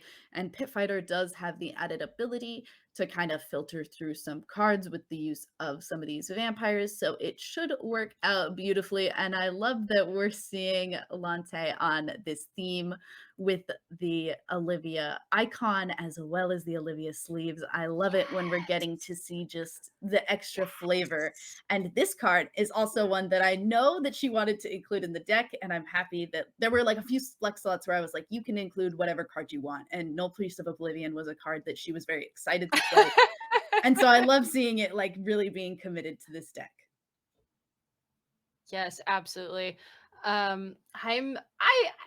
Again, just Crimson Vow is just such a beautiful set. I don't think there is a single card in this set that I just can't stop staring at. Mm-hmm. And so the fact that we have these beautiful sleeves, all these beautiful cards with my favorite color combination, which is Rakdos, just all it all just comes together. I love it.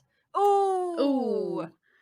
Not something you want to see when your 2/1 gets taken down by a 1 damage dealing spell. Spikefield Hazard going to make sure that that pit fighter is not able to stay onto this board. But what's always fascinating to me is how many Spikefield Hazards do they actually have in the deck? Like 1, maybe 2, and yet they had it in that opening first few turns to just totally shut down that super aggro start. But one of the marquee mythics from this set, Henrika Domnathi, going to be the play, is going to get Fading Hope back into the hand, but as it is a 4-mana spell, will not allow for Sophie to do any amount of scrying, which will be very great for Lante here. But another Spikefield Hazard. Yeah, I would sadly gaze at my exile zone as well. Not what you want to be seeing. Very unfortunate. Multiple creatures being thrown into that exile zone, but at least from this aggro standpoint, we do still have this No Priest of Oblivion in play. It's gaining us some life. It's keeping up this menace, or yeah, it does have menace. I was trying to have a moment where I was like, is that right? It does have menace. And now Henrika, take 2, gonna get onto this field. And one of the cards that I know we were really hoping to see is this Cemetery Gatekeeper. Getting able to get rid of or target an instant from the graveyard and shutting down a bunch of instants from Sophie's deck is going to be huge here. It is so necessary when you are playing against these Leer decks because, they can easily bring those cards back to just, ruin your day for a second time. But we're going to make sure that not even the first time can happen. Well, doing our best to stop not even the first time. Definitely not the second time. And Henrika doing a transformation is going to really put the hurt on to a lot of the life from Sophie. And Cemetery Gatekeeper also doing a great job of doing that extra bit of damage that's going to solidify that game for this Rakdos Vampire strategy.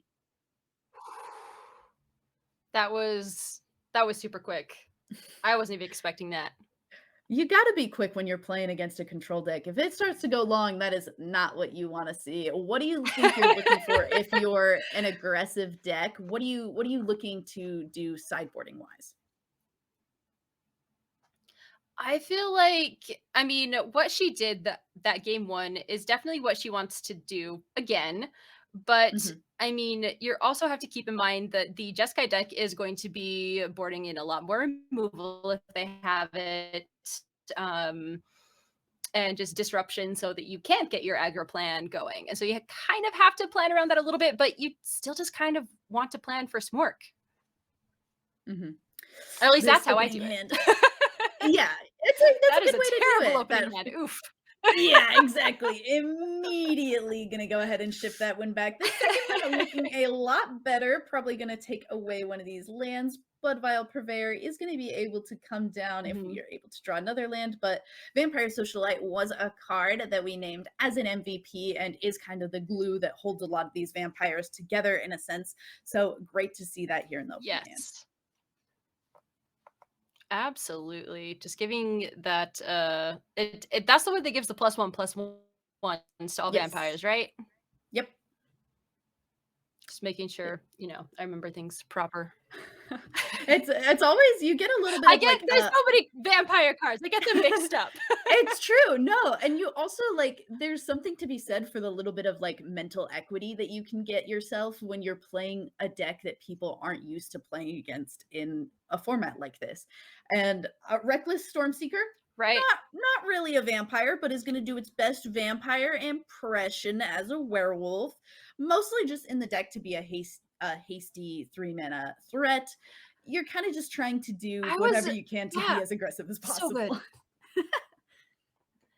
Like I hadn't even thought to add that particular card to the vampire deck, but it makes so much sense. Just that extra haste ability can make a huge difference with all of these cards. Yeah, and Love especially it. if you have something like it. this Reckless Stormseeker in play. Unfortunately, in this situation, it got divided by 0. Little unfortunate, but if you have something like that Stormseeker and then you get to play something like that Blood Vial Purveyor, give the Purveyor haste, you just get to start hitting for so much damage so quickly. So that was like a big reason that we wanted to include this Reckless Stormseeker in the deck. Which is so smart. And just for all the viewers out there, this is just your friendly reminder that if you are the one piloting Jeskai or anything with blue in it and you have Divide by 0 in your deck, you cannot divide by 0 a token that costs 0. Yes, Divide by 0. Yeah. I've had that issue several times and I forget every single time. No, it happens to me so often too, where I'm like, oh, it's okay. I'll just like return it to their hand. And then I'm like, oh no, my 3-mana spell can't return your token to hand. And it's so unfortunate every single time that it happens. It so feels bad. The deck has to have some, or the card has to have some downside, right? I mean, yes. Like, yeah. It just hurts. It certainly does hurt, but it would just be way too strong if it could get rid of anything. Not every card can be as good as Remand, you know? It's doing its best Remand impression, but it definitely is faltering in a few ways. So one of the downsides to this Blood Vial Purveyor, while it is a giant flampler, does allow for your opponent to have a little bit of fixing in the form of these blood tokens, but usually the idea is we're just going to be attacking for so much damage that hopefully those of blood vials don't negatively impact us too much. Exactly. And one of the interesting things with this deck, with the Rakdos vampires and the Blood Vial dude, against particularly a Leer deck, is simply because we are discarding a card to use that blood token and make it go away or whatever, we can still use that discarded card again, most likely. And so these blood tokens aren't as impactful to this deck as other decks, at least from what I've experienced. Certainly. Unless I'm completely misremembering how these all work. No, you're totally correct. And it's one of those situations where it can be a really impactful or bad thing to run into, but usually if you're playing something like this aggressive deck, having your opponent dedicate mana to cycling through cards is almost good for you, because if they're spending mana to cycle through cards, they're not spending mana removing your creatures, and that's certainly a plus from the aggressive deck standpoint. Gonna go ahead, and after this Blood Vial Purveyor gets brought back to our hand, as well as this Reckless Stormseeker, we just cannot get this werewolf to stick to this board. We will be going for a little bit of a different strategy in this flying vampire Voldaren Bloodcaster.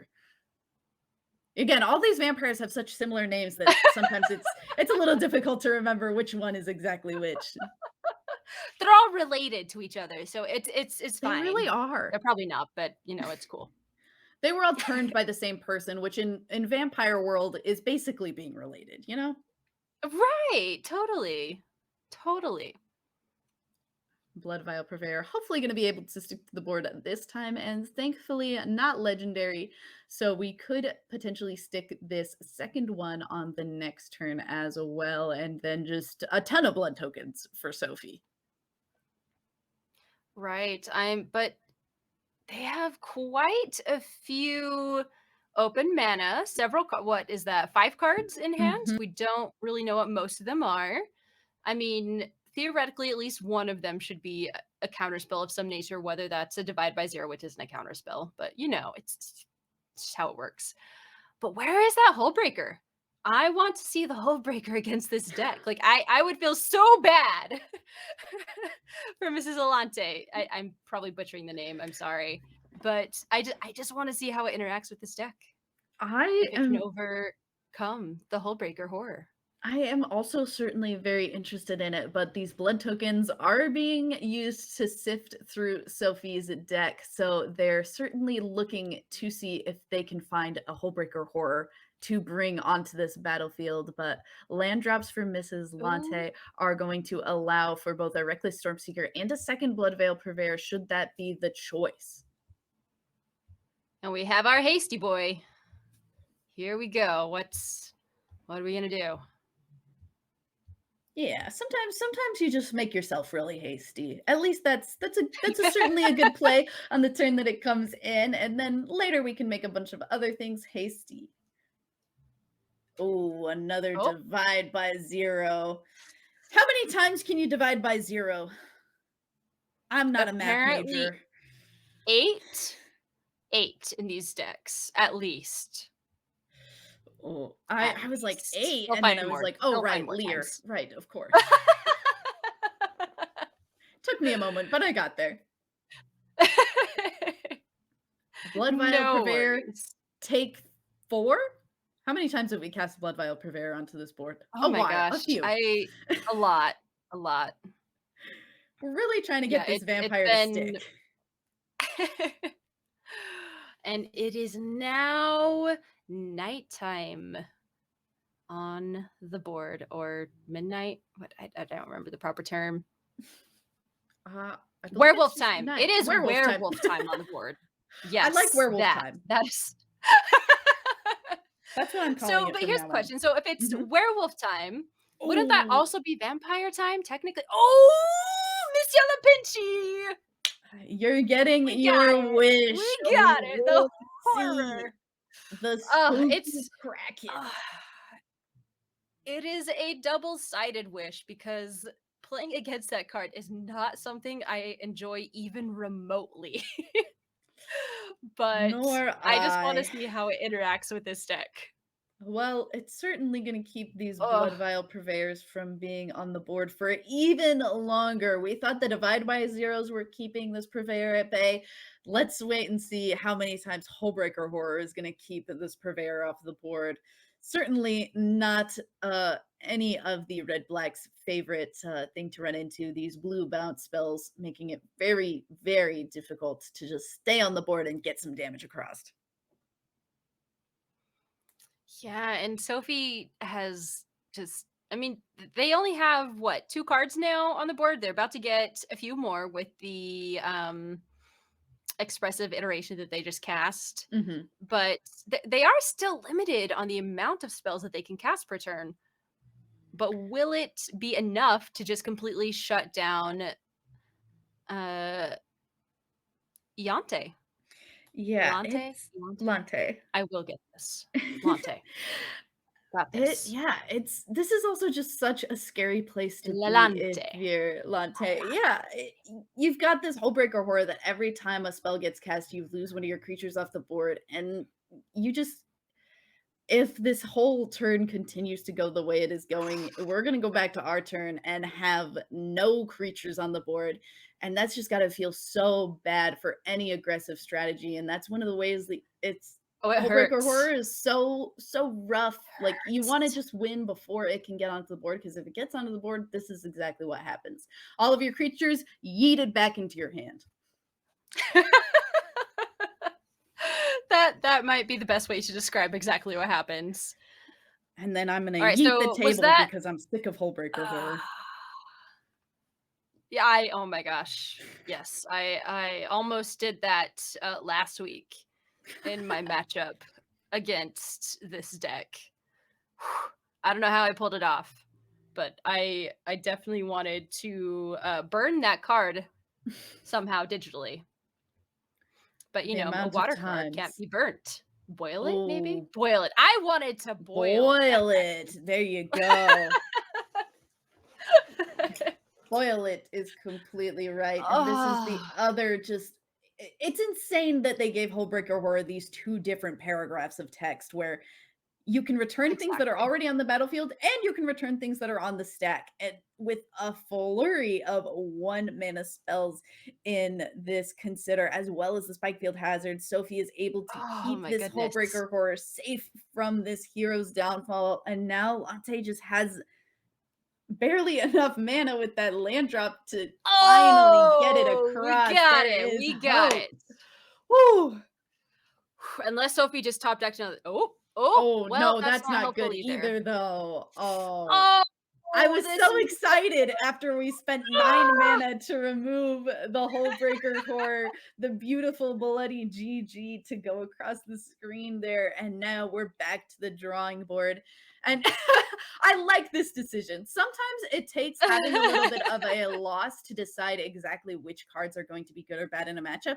And I love that now exactly. we're seeing Lante be like, oh, maybe my opponent making those blood tokens is not really good for me, as well as this creature is maybe a little bit clunky. So I'm going to go ahead and switch it up, go to maybe some lighter spells and try to just push through damage in other ways, going for it in the form of Angie. Certainly better once she's on the field, is able to get those drain effects off and maybe not give your opponent that advantage. So I love going for this change up. I love when I get to see players make changes to their strategies based on how a game went. And I think it's a strong mark of a Magic player when you're able to make those changes according to what you saw go differently than how you maybe initially envisioned in a game.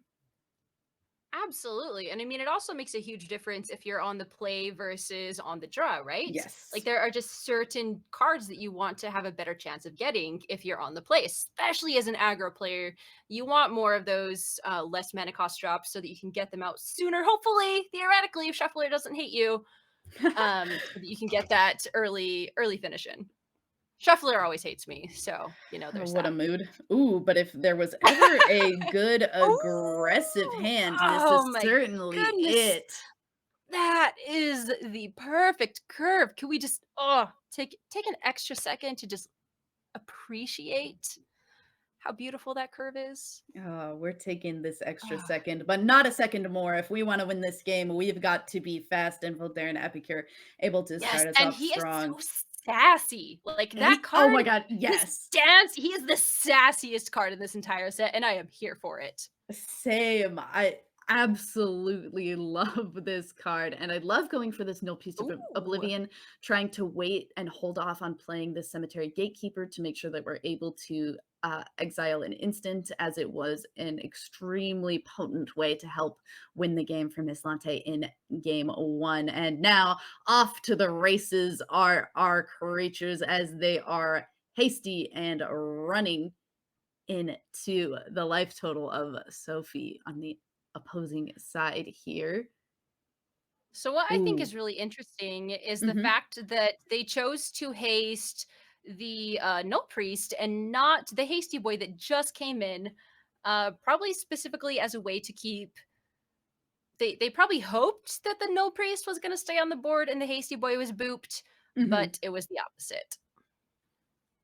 But I like kind of trying to go for that little bit of a bait and switch kind of situation. Right. You gotta get your little advantage points when you can get them, and I think that was certainly a way to get this little bit of a manipulation of the game quite nicely. And that Fading Hope being in the yard means that now Cemetery Gatekeeper is going to start bringing the pain for any instant spells cast by Sophie. Brutal. All right.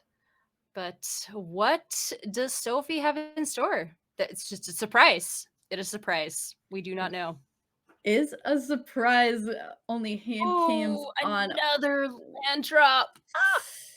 I mean, it's maybe not the worst. I think the scariest part for Lante here is that Brutal Cathar, and if it's able to do a bunch of flipping, is certainly going to make it very difficult to keep the creatures that we have on the field, and we've got quite a few, so we would like to keep them in play and keep them doing as much as possible. This Divide by Zero is going to bring Nightblood Scavenger back to hand, but not at the cost of nothing. Cemetery Gatekeeper has a little bit to say about that. And I think one thing to note about this particular kind of Jeskai, or often is it type of deck, is it typically doesn't have a mass destruction spell, right? It's like there's very few of them that have like burn down the house or something like that that can just mass take out things. Or I mean, some run Cinderclasm, which would actually destroy this deck a lot. But I didn't quite see if they had it. Yeah, Sophie is playing one copy of Cinderclasm main board. I don't recall exactly how many could potentially be in the sideboard, but did come prepared with one in the main board, but was not able to see it in that first game. And those 2 spells in Goldspan Dragon and Environmental Sciences will allow this Brutal Cathar to flip back over and get rid of that Cemetery Gatekeeper, which is huge for Sophie. Brutal. Ooh, we got Florian. Oh, I'm such a big fan of Florian.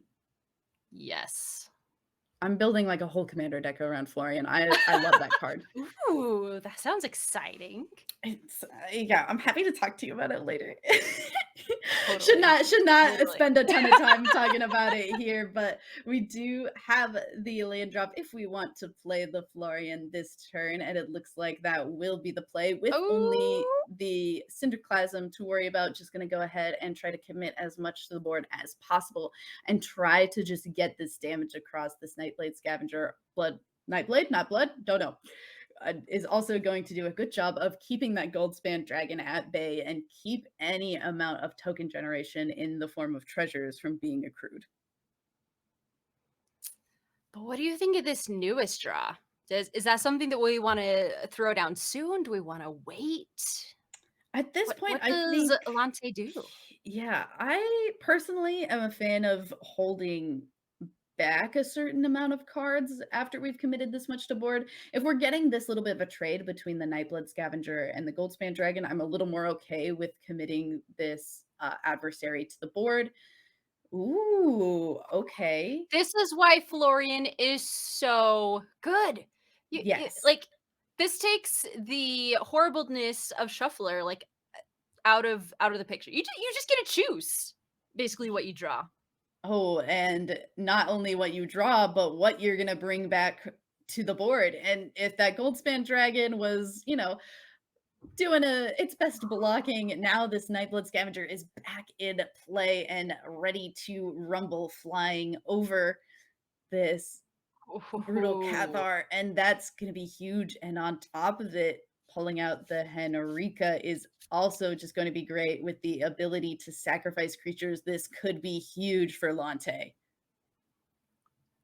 But will Sophie find Monsieur Lapinchi? Is it there? Is it in the heart of the cards? Or even a Cinderclasm, but I don't necessarily think that will save them. Oh, brutal! Absolutely brutal. Does have the Cinderclasm here. And I imagine. All right. But at it's least not enough. Not enough indeed. We'll be living at 1 here, but that's certainly not where you want to be against these aggressive decks, and certainly not what you want to see. Florian looking at 7 cards, deciding. I was about to say, what were even those 7 cards like? They were all bangers. All 7 cards were bangers. Oh, that was intense. Absolutely intense, but oh, I am so excited. All right. We can still hear Zabracus from Beyond the Void, and now she's fine. She's back. She's joining us once more. I'm back here. I'll even sit up straight. I know. Every time I'm casting a match, I realize that like sometimes it comes back to the camera, and I'm like, I'm right here because I'm like very intently like well, because watching you're just something. so intent, just like looking really close to the screen. It makes total sense. Yeah. Supernatural. Wonderfully done from both of our players. Strong matches across the board. It's always kind of hard when we're also like watching from one player's point of view. You kind of end up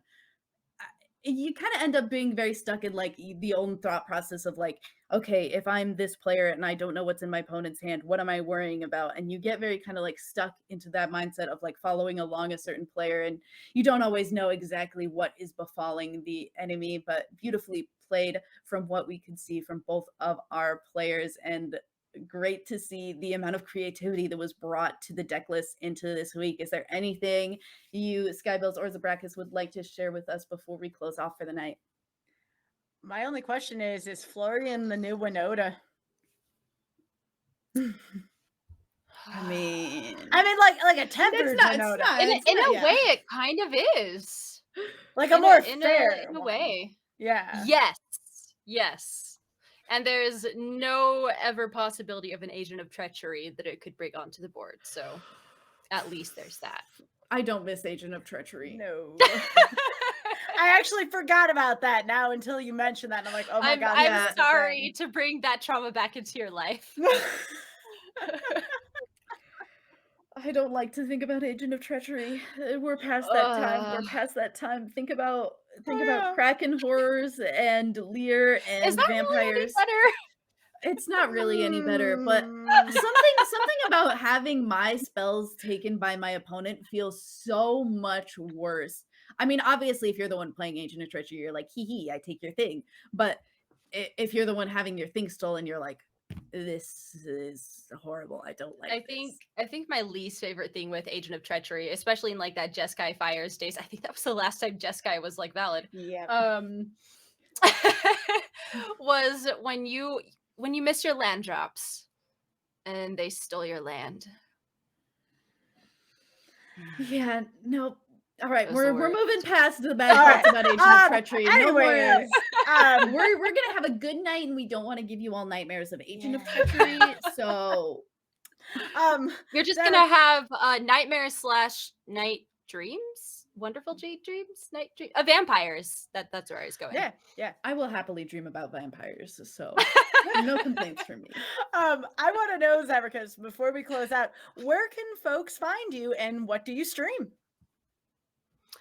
So I stream Magic the Gathering Arena. I've been taking a bit of a stream break lately, but I will be streaming a little bit later tonight. And I also sometimes stream cosplay makingness, but I'm on all the social medias, at Zabracus on all of them, Zabracus. It is spelled down below for those of you who can't spell from me I saying can't, it. so I just can't spell in general. That's nothing about your name. That's just, it's a me thing. I mean, my name is spelled without a C, so that tells you all you need to know.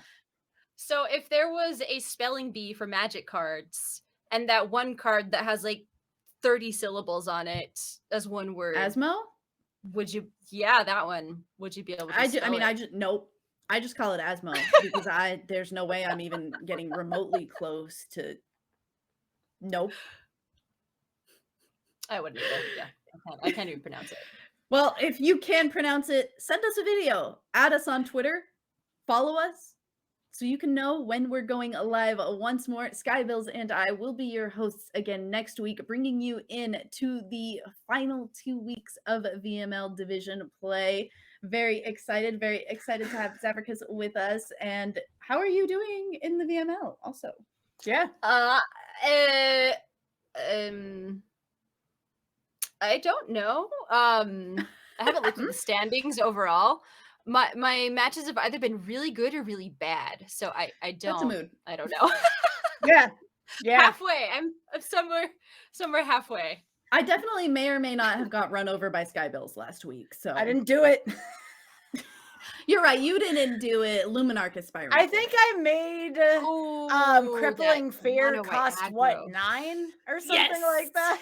Yeah, unfortunately it cost me many manas, and Thalia is not very nice, and I all of a sudden understand why Haiyue really hates Thalia. How did you make it cost 9? So Talia and Redain. I presume Redain and And the Spellbinder. the 3/1. Mhm. Oh Yes. my goodness. I like tax strategies. That is brutal. It was. Our Especially division. because I feel like mono white does not get, or whatever. I don't even know what you were, but Yep, getting to mono 9 white. mana takes a while. Yeah, I was playing Dimir control, so that Crippling Fear definitely needed to come down before 9 mana. Did not get to 9 mana, was not even remotely close, and took an L because of it. But it happens to the best of us, and if I'm gonna lose to anybody, happy for it to be to Skybilz and basically anyone in the VML. It's just a great group of people. And if you are not involved in our division play currently, but you would like to be involved in our community, you can go ahead and find us on Discord and just join in the community, maybe potentially join for the next season, or just interact with other people of marginalized genders. We are here for you. We are ready to just like be a community and help you out in your journey through Magic the Gathering. And we're just happy for you to be here, happy for you to be involved with us, and we hope that you find us a safe space and get to connect with us. All right, any last words, lovelies? Follow the VML. Yeah. I mean, you're here, so I assume you are, but do it anyway. Refollow. Refollow indeed. All right. Thank you so much, everyone. Have a great evening. Thank you for watching, and we'll see you next week.